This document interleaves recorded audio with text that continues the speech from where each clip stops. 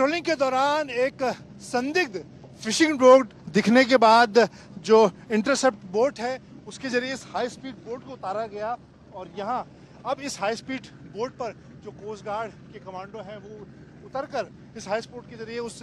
Fishing boat तक पहुंचेंगे जहां पर संदिग्ध गतिविधि नजर आई है। तो इस तरह से किसी भी ऑपरेशन को अंजाम दिया जाता है, बड़ी बोट से निगरानी की जाती है और जब कोई संदिग्ध छोटी धाव या फिर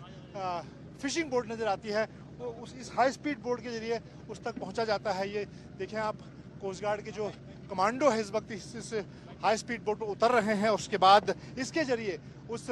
फिशिंग बोट तक पहुंचा जाएगा, उस पर उसकी छानबीन की जाएगी। क्योंकि इस वक्त अगर पूरे गल्फ ऑफ एडन से लेकर अरब सागर में देखें तो पिछले कुछ महीनों में लगातार मालवाहक जहाज़ों को निशाना बनाने की घटनाएं हो रही हैं, तस्करी की घटनाएं बढ़ी हैं। अभी कुछ दिन पहले ही पोरबंदर के पास भारतीय नौसेना ने बड़ी मात्रा में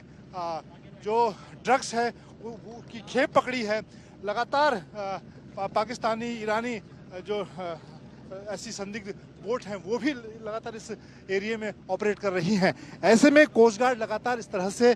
जो निगरानी का काम है उसको अंजाम दे रही है। कोस्ट गार्ड के हाई स्पीड बोट पर बैठकर उस संदिग्ध फिशिंग बोट की तरफ जा रहे हैं जिसको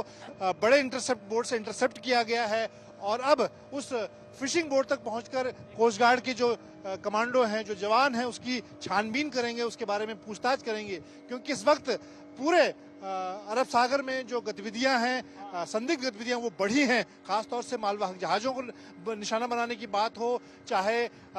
जो ड्रग्स की आवाजाही है उस पर उसकी गतिविधि हो, वो लगातार बढ़ी है। ऐसे में कोस्ट गार्ड दिन और रात अपने सभी तरह के जो एसेट हैं, चाहे होवरक्राफ्ट की बात की जाए, बड़े शिप की बात की जाए, उनकी मदद से इस तरह से लगातार जो निगरानी का काम है, पेट्रोलिंग का काम है, 24 घंटे कर रही है। कोई भी कोताही नहीं बरती जा रही है क्योंकि Iran, Pakistan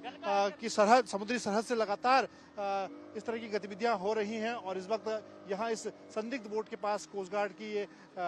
high speed boat पर सवार कमांडो टीम पहुंची है जो अब इस फिशिंग बोट पर उतरकर छानबीन के काम को अंजाम देगी। गल्फ ऑफ कच्छ सामरिक तौर पर भारत के लिए बहुत महत्वपूर्ण है क्योंकि यहाँ पर